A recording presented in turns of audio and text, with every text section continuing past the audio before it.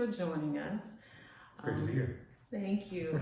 Well, we are here today with Growing Perspectives Career Consulting Company, and we are sharing another career spotlight.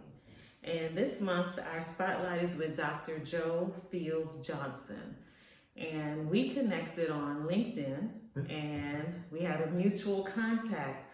And so this was a great opportunity for us to meet and to hear a little bit more about his background. And we love to share different careers with everyone. So Dr. Joe will share with us a little bit about his background, what made him choose medicine, and I'm going to ask him a few more questions about his experiences. So Dr. Joe, let us know, what is your specialty right now? Yeah. Well, first, welcome Thank to you. our clinic. Thanks for coming over here to talk with me. It's been great to get to know you and learn about what you've been up to, so we can talk about that as well.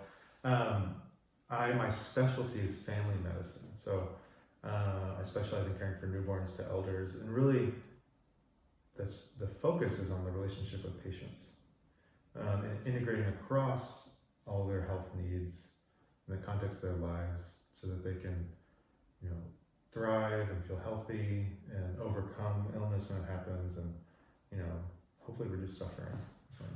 So all those things together. Okay, that's awesome. Well, how long have you been practicing family medicine? So I've been practicing family medicine independently since 2017. That's 5 years. That's awesome. When I finished my residency. Okay, Yeah. that's perfect. And tell us a little bit, we like to talk about how people chose their career paths and some of the key insights they've learned from pursuing certain careers. Yeah. So share with us, what made you decide to go into medicine? Yeah. I always had this interest in healing and understanding how the body works. And wanting to improve that. I was an engineering student in biomedical engineering, an undergraduate, and you were in engineering as well. Yes, That's right. We I had a was shared chemical, background. absolutely. Chemical engineering, and I was biomedical, and so we, in that program, studied how the human body works and how technologies can be applied in many different ways to the human body. But what I learned in that process was I really just love people.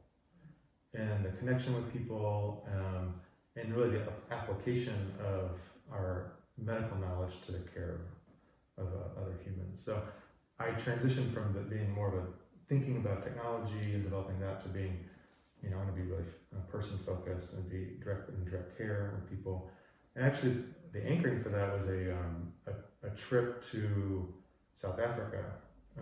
We were studying the people, culture, and environment of the people along the Limpopo River in South Africa and Mozambique. And for me, as a white kid from Henrico, who lived in a bubble, pretty privileged community, there's a lot of things that I, in engineering school, did not get exposed to about the history of power and racism and colonialism and extraction. And it made me, while thinking about this healthcare piece, really anchor in the lived experience of people and how we can shift power to really help people thrive more. And so it was really an awakening period for me during undergrad. That's awesome. Yeah. That's awesome. So when I walked into your into your office here, I looked on the wall and you had so many certifications and diplomas on the wall. So I said, tell me a little bit about this and that. So tell us a little bit about any specific areas of specialty that you really focus in on. Yeah. And you talked a little bit about shifting the power structure. So tell us if there's any other focus that you have for your location as well. So there's a few areas of specialization for my practice. So I'm an osteopathic physician. So I, in my training, we learned, some people don't know what that means. So Tell us a little bit many people about in our community go to VCU, is one thing that we're familiar with. out of that program, you become a medical doctor, allopathic physician. I had essentially the exact same training as the students at VCU, and I learned the physical assessment of the body, of joints, of the back, and how that affects function and how people feel, and how it relates to other diseases. And then I can do some treatments to help improve that. That's awesome. As well. So that's part of my practice. Another part is that I speak Spanish. I previously worked at a health center that was predominantly Spanish speaking. And so when I came back to Richmond, I really wanted to incorporate that. And so about half my patients are Spanish speaking here at Dandelion Health. And that's part of how I located this community. One of the unique pieces of my business model for my practice is it's accessible to uninsured people have really high deductibles, working people who are just trying to get good care. And so I located this practice where those people are, predominantly. So if you look at a map of Richmond and who has health insurance, where healthcare is located, it's not people on the south side and the east end predominantly have a higher rate of less insurance. It's like about 20-30%, which has gotten better with Medicaid expansion. Undocumented people, unless they're pregnant, can't get Medicaid in Virginia. So unless they have benefits through work, which is unlikely for most of them, they have to go to free clinics or health centers and things. And this is an option for people who don't qualify for those places. So here I'm located in a place that's really accessible, and it's the old downtown South Side in Manchester. So perfect. I was going to ask you, share with us. I know where you're located. Yeah. Share with everyone else, and you just said in Manchester. Yeah. So that's wonderful. Well, and I know I'm in Blackwell actually. In Blackwell. Part of the Manchester area. That's awesome. So let us know a little bit about, we heard your career journey, your schooling, where you started off working in medicine, now you're in private practice. Yeah.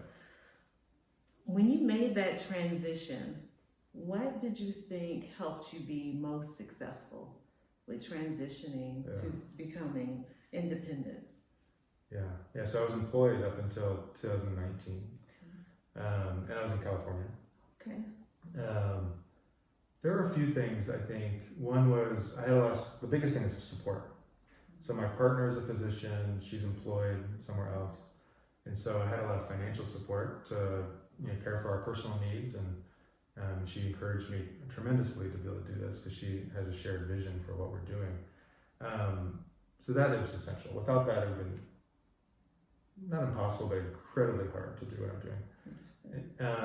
And another piece is just peer mentorship was a big piece. So in our community, for direct primary care, which is the business model that I'm doing, there are Facebook groups, there's a national organization, there's a national meeting every year, and I know all the other docs in Richmond and Virginia who do this model. So we help each other. How do you open your LLC? Which accountant do you use? How do you lease and build out a building for a clinic? All these things are tons of peer support, which without that would have made it impossible as well. That's awesome. That's awesome.